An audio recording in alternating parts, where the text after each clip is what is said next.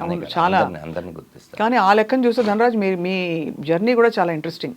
మీరు ఏ విధంగా అంటే కష్టాలు పడి మీరు దాదాపు డబ్బు కోసమే వచ్చారు కదా, సంపాదన కోసమే వచ్చారు ఇండస్ట్రీకి అని చెప్పాలా? కాదు మేడం, ఇండస్ట్రీలో నేను హీరో అవుదామని వచ్చాను. హీరో అవుదామని వచ్చారు. నేను ఇంకా వేరే థాట్ ఏం లేదంటే, ఒకవేళ వేరే థాట్ ఏదైనా ఉందని మీ దగ్గర చెప్తే అది అబద్ధమే. చాలామంది ఊరి నుంచి సినిమా ఇండస్ట్రీకి వచ్చేది హీరో అవుదామని వస్తారు మేడం. మా టైంలో చూసుకుంటే 1999 అప్పుడు వచ్చే వాళ్ళందరూ హీరో. ఇప్పుడు కాబట్టి కొంతమంది కమెడియన్లు అవుదాం, జబర్దస్త్కి వద్దాం, లేదా విలన్ అవుదాం, రైటర్ అవుదాం, ఇట్లా కొంతమంది అంటే అప్పట్లో 80% అందరు హీరో అవుదాం అనుకున్నారు. మీరు వచ్చినప్పుడు చాలా మరి దెబ్బలు తగిలాయా, డక్కా ముక్కీలు లేదు? అయ్యో అందరిలాగే మేడం. అంటే నేనేదో స్పెషల్ అని చెప్పను, కానీ నేనేమనుకున్నానంటే ఊరి నుంచి పారిపోయి వచ్చేసాను. చదువు మానేశారు? 9th 10th చదివాను.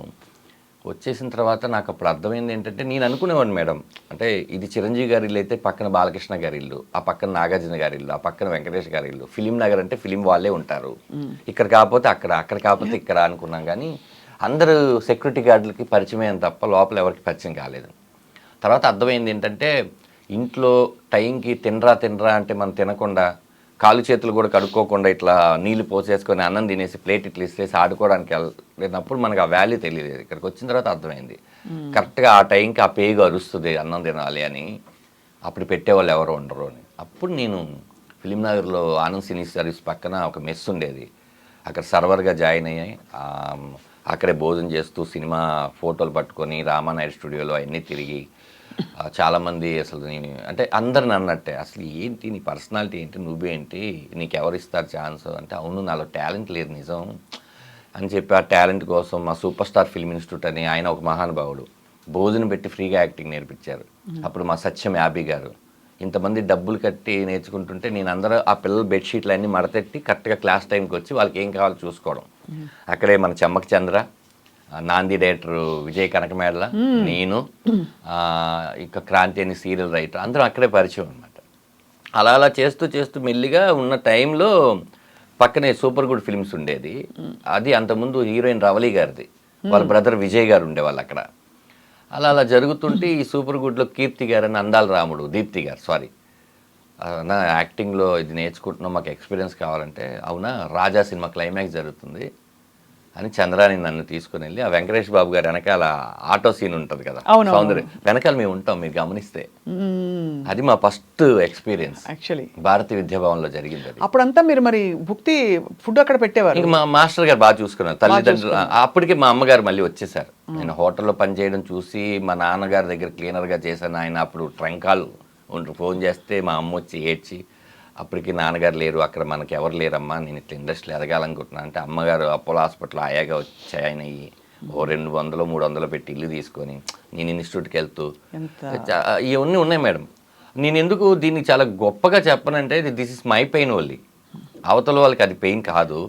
రెండోది అవతల వాళ్ళది నాకన్నా చాలా పెద్ద పెయిన్ అయి ఉంటుంది, ఉండుంటాయి ఒక రకరకాల, మీదో కథ నాదో కథ, కెమెరామ్యాన్ గారిదో కథ, అందరిదో ఒక కథ ఉంటుంది కదా, చూసి వచ్చాం. బట్ అది మర్చిపోకుండా నాకు గుర్తు పెట్టుకోవడం చాలా ఇంట్రెస్ట్. అవును, కొమ్ములు రాకూడదు. అట్లా కాదు, చాలా ట్రెమెండస్ సక్సెస్ కదా ధనరాజ్ అప్పటి నుంచి ఇప్పటి వరకు. మీరు ఎంత నమ్మకం ఉంటే మీ మీద మీకు నిలదొక్కున్నారు. పారిపోతారు, కష్టం వస్తే పారిపోతారు. అవును మేడం, ఫుడ్ లేదు 4 రోజులు కష్టం వస్తే పారిపోతారు. అవును మేడం, వెళ్ళిపోతారు. చూశాను మేడం, నేను నన్ను ఇన్స్పిరేషన్ తీసుకొని వచ్చిన వాళ్ళు ఉన్నారు, వెళ్ళిపోతారు. నేను అలా అడిగిన వాళ్ళకి ఒకటే చెప్పాను, తమ్ముడు నాకు అప్పుడు ఏంటంటే ఆర్థిక పరిస్థితి బాగోక, నేను 9వ తరగతి చదవడం వల్ల వేరే ఆప్షన్ లేక, వెనక్కి వెళ్తే కూడా ఏం చేయలేమన్న ఒక భయం, ముందుకే వెళ్ళాలని ఒక గోల్, అలా వచ్చాను.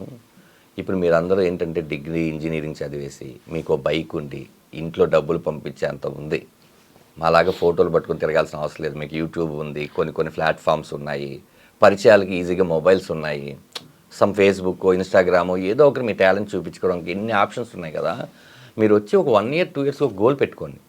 1 year 2 years గోల్ పెట్టుకొని, ఇది అవ్వట్లేదు, ఇక్కడ ఉంటే మన కెరియర్ నాశనం అయిపోద్ది అనుకొని అప్పుడు మీరు వెళ్ళండి.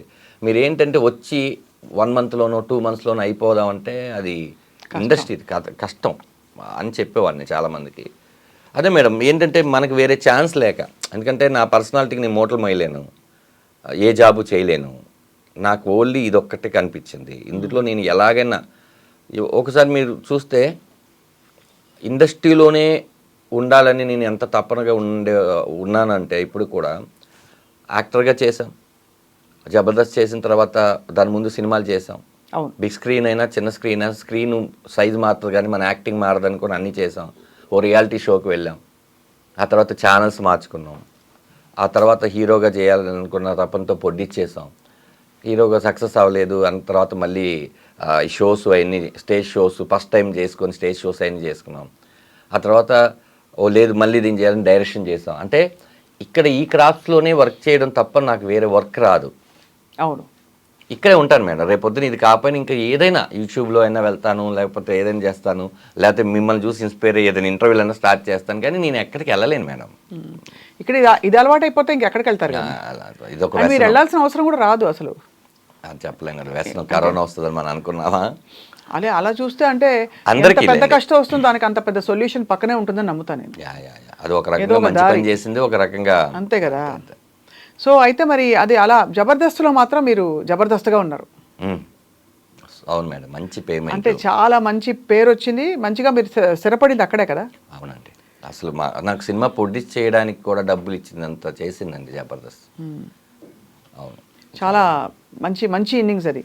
అవునండి. ఇప్పటికీ చాలామంది జబర్దస్త్ మానేసిన విషయం తెలియక, సార్ జబర్దస్త్లో మీ స్కిట్స్ చాలా బాగుంటాయండి అని అంటుంటారు. అంటే అది రిపీట్ టెలికాస్ట్ అవ్వడమో, లేకపోతే అది యూట్యూబ్లో ఉండిపోవడమో, లేకపోతే వాళ్ళు అప్పుడు చూసుండడమో. నాకు ఇప్పుడు మా అమ్మ నాన్న ధనరాజ్ అని పేరు పెట్టారండి. ఎక్కడో ఒక ఇద్దరు ముగ్గురు కలిసి, పంతులు గారు వాళ్ళందరూ కలిసి పెట్టిన పేరు. మొత్తం తెలంగాణ, ఆంధ్రప్రదేశ్ కొన్ని దాంట్లో ఆ పేరు ఇంత దూరం వచ్చింది అందరికీ తెలిసి అనడం చాలా గొప్ప విషయం. అయితే జబర్దస్త్ అనేది సినిమా థియేటర్కి తీసుకెళ్తుంది మేడం. టీవీ వాళ్ళ బెడ్రూమ్కి వచ్చేస్తుంది. అవును. ఆ చిన్న పిల్లలు కూడా అంటే ధనరాజ్ అనడం నాకు చాలా హ్యాపీగా అనిపించింది. అంటే నా ఇంటి పేరు కన్నా ముందు ఈ ధనాధన్ అనేది కూడా యాడ్ అయిపోయి ఉంది. గొప్ప విషయం మేడం. అంటే ఉన్నాయి, మన కష్టానికి కొన్నిసార్లు ఫలితం దక్కింది, కొన్నిసార్లు దక్కాలని కోరుకుని దక్కలేదు. జర్నీ మేడం, అంతే, ఇదంతా ఒక జర్నీ. సో జబర్దస్త్ నుంచి బయటికి రావడం అన్నది అది కాన్షియస్, ఇంకా సినిమాల్లో బిజీ అయిపోవడం వల్ల ఇంకా నేను నెక్స్ట్ సీజన్ నుంచి ఉండను అని చెప్పాల్సి వచ్చిందా మీరు? కాదు మేడం, ఇది టోటల్గా ఏంటంటే జబర్దస్త్ మానేయాలని నేనైతే ఎప్పుడు అనుకోలేదు. మాకేంటంటే 13 ఎపిసోడ్లు అని చెప్పారు. అది రేటింగ్ బాగా వచ్చేసరికి మళ్ళీ 13 ఎపిసోడ్లు కంటిన్యూ చేసి, అప్పటికి కూడా నేను అప్పటికే నాకు తెలిసి జగడం, పరుగు, ఇట్లా కొంచెం మన పిల్ల జమీందారు, ఇలాగ నేను సినిమాలో కూడా కొంచెం నోటెడ్గానే గోపి ఉన్నాను మేడం. అయితే ఏమైపోయిందంటే మాకు అప్పుడు రోజుకు 3 ఎపిసోడ్లు తీసేవాళ్ళు మేడం. అంటే మార్నింగ్ ఒక 10 o'clock స్టార్ట్ అయితే ఒక 6 టీమ్ లీడర్స్ చేసేసరికి అది ఒక 4, రిజల్ట్స్ అంతా అయినాక 5 బ్రేక్, మళ్ళీ 1 hour తర్వాత మళ్ళీ ఒక స్కిట్, అది రాత్రి 11-12 మళ్ళీ ఒక బ్రేక్, మళ్ళీ 1 గంటకో 2 అది మళ్ళీ 4 అయిపోయేది, 4-5 అట్లా 3 ఎపిసోడ్లు తీసేవాళ్ళు. 3 ఎపిసోడ్లు తీసిన తర్వాత మేము ఇంటికి వెళ్ళి ఇంకా పడుకోవాలి. పడుకున్న తర్వాత ఆ డే పోయింది. ఆ నెక్స్ట్ డే నుంచి మళ్ళీ నెక్స్ట్ వీక్కి సంబంధించిన కాన్సెప్ట్ ఏంటి రాసుకోవాలి. ఓ మీరే రాసుకునేవారు? అంటే మేము ఇప్పుడు నా స్కిట్లకి ఇప్పుడు ప్రసన్న బెజవాడ అనే అతను ఉండేవాడు, నా దాంట్లో రాటో రాంప్రసాద్ ఉండేది.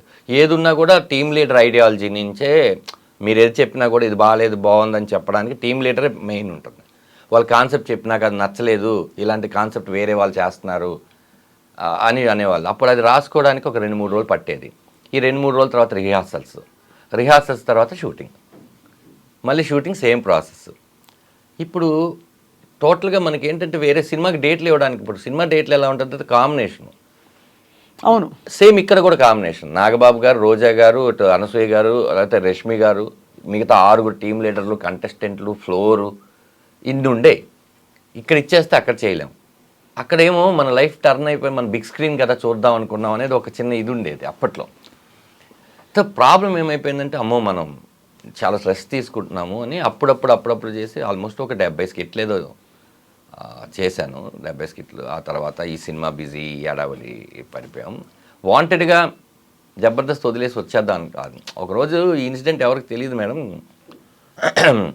మీరు వేణుని కూడా ఇంటర్వ్యూ చేశారు, నేను చూశాను. ఇప్పుడు మీరు వేణుని అడిగి వేణు చెప్తాడేమో అని కొంచెం చూశాను నేను. యాక్చువల్లీ పనిలేని పులిరాజు అని ఒక సినిమా జరుగుతుంది మేడం, నేను హీరోగా చేస్తున్నాను. అది యూసుఫ్ గూడ్లో గణపతి ఎదురుగా ఫోటోషూట్ ఏదో జరుగుతుంటే వేణు అండ్ ఏడుకొండల మేనేజర్ వచ్చారు. వచ్చి ఆలీ గారు ఆలీ టాగీస్ అని ఒకటి చేస్తున్నారు, సడన్గా ఆయనకి ఏదో డేట్లు ఇబ్బంది వల్ల చేయట్లేదు. ఇప్పుడు దాన్ని మా టాగీస్గా మార్చారు.